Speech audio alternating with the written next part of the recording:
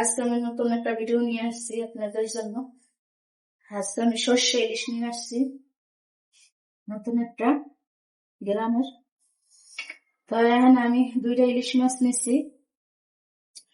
এখানে আমি সর্ষে বাটা নিছি, জিরা বাটা নিছি, ধনিয়ার ফাঁকি নিছি, মরিচ, আনাম মরিচ বাটতে নিছি, পেস্ট বাটা, হলুদের ফাঁকি, লবণ। আমি মাছ ভাজবো না, আমি আগে সর্ষেটা কষাইয়া কাঁচা মাছ দিয়ে দেবো। চুলায় কড়াইটা চড়াই দিলাম, হয়ে গেছে। এখন আমি সর্ষে তেলটা দিয়ে দিলাম, খাড়ি সর্ষে তেল দিয়ে আজকে সর্ষে ইলিশ রান্না।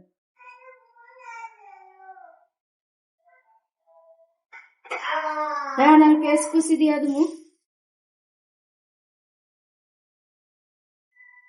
পেস্টটা আমি ভাজতে নিলাম, বাদামি কালার করবো। হয়ে গেছে, এখন আমি পেস্ট বাটা দিব,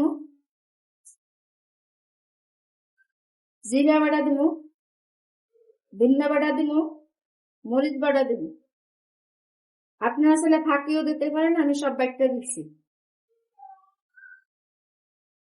এভাবে একদিন রান্না খাইয়া দেখতেন।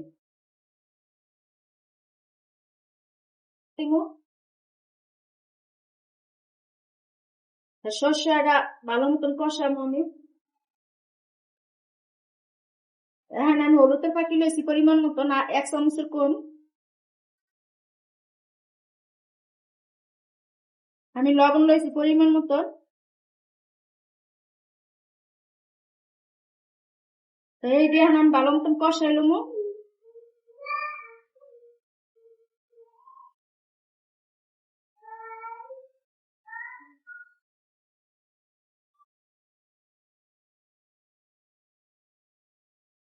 আমি সর্ষেটা আরো ভালো মতন কষানোর জন্য একটু পরে পানি দিব পরিমাণ মতন, অল্প। আমার সর্ষেটা যখন কষাই নই দিব, তখন তেল বেরিয়ে, তারপরে আমি পানি দিব। কষাতে কষাতে তেল বাইরে গেছে, তাই আমি একটু পানি দিব।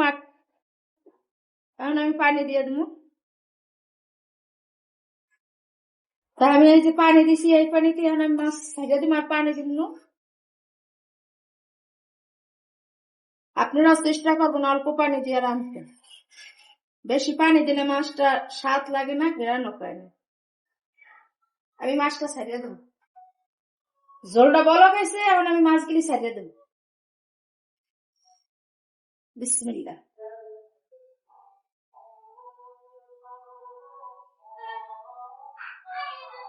আমি কাঁচা মাছ দিয়ে দিছি, ভাজলে মাছটা স্বাদ লাগবো না। আমি আগে ডাকনা দেই নাই, ডাকনা দিলে তেলগুলি সব উঠে যাবো। ডাকনা দিলাম, তাই এখন আমি এটা বলক আইছে, এখন আমি একটু ঢাকা দিলাম। এখন আমি ডাকনাটা উঠাইলাম।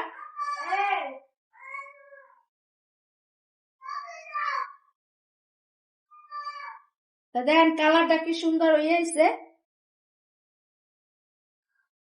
আমি কিন্তু জোল রাখবো না, জোলটা কিন্তু একটু হুগাইছে।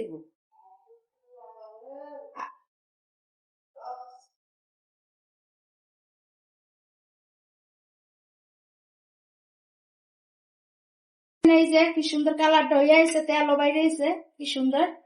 তাই আমার তরকারিটা হয়ে গেছে।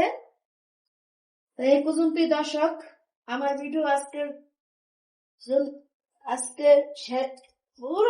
পর্যন্ত আজকের ভিডিও। আল্লাহ হাফেজ দর্শক, আগে আবার নতুন ভিডিওতে দেখা হবে।